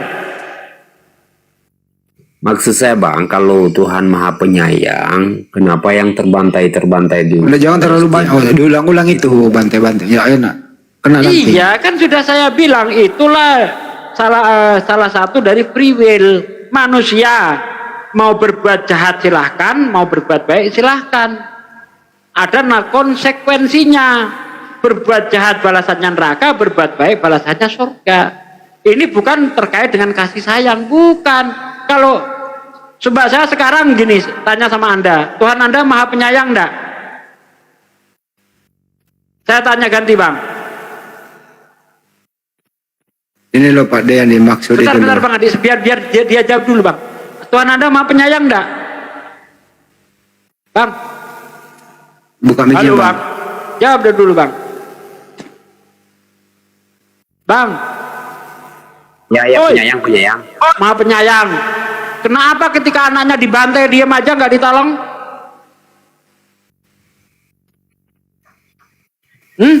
Orang Palestina bukan anak Tuhan, Bang. Gak ditolong wajar. Ini anaknya sendiri.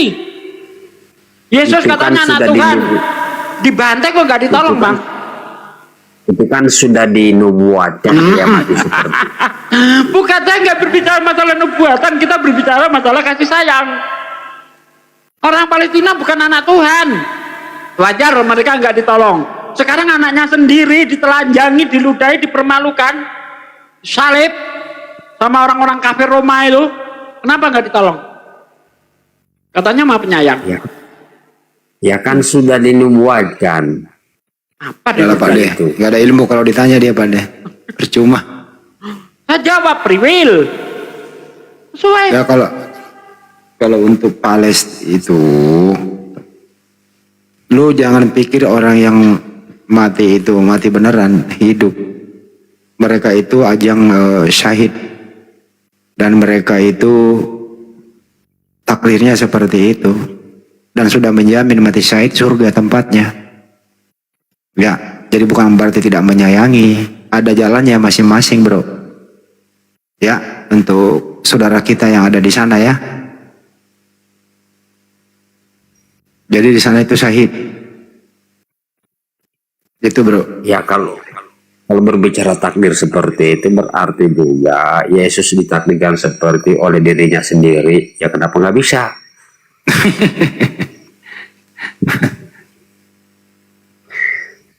Betul nggak itu? Ya kan? Enggak apanya yang betul itu Pak. Dia mentadi dirinya mati di tiang salib. Gimana sih?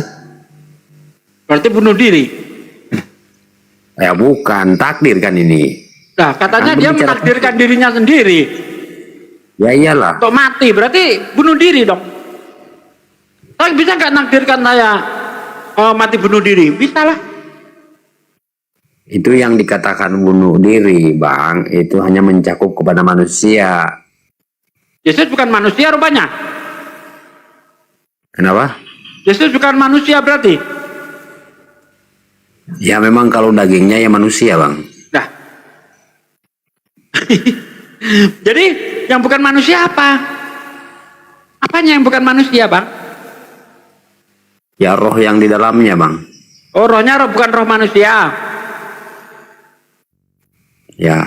Nah, kalau dia bukan roh manusia, kenapa melihat malaikat ketakutan? Emang Ya kalau kan roh Tuhan? kemanusiaan. Nah, ini kita bicara roh loh, Bang. Yang merasakan takut itu rohnya atau dagingnya, Bang? Dagingnya. Hah? Daging bisa merasakan takut, gimana sih? Kalau nggak ada rohnya bisa Ya. takut. Mana roh bisa Oh. takut, Bang? Bro, coba itu mayat ya, nggak ada rohnya. Mayat itu ada merasakan takut nggak? Nggak ada. Ya, kenapa? Kenapa dia takut kalau masih hidup? Karena ada rohnya. Gitu bro. Berakal dikit apa? Dia kan masih terselubung dengan rasa, ya makanya Buset ada. dah, terselubung.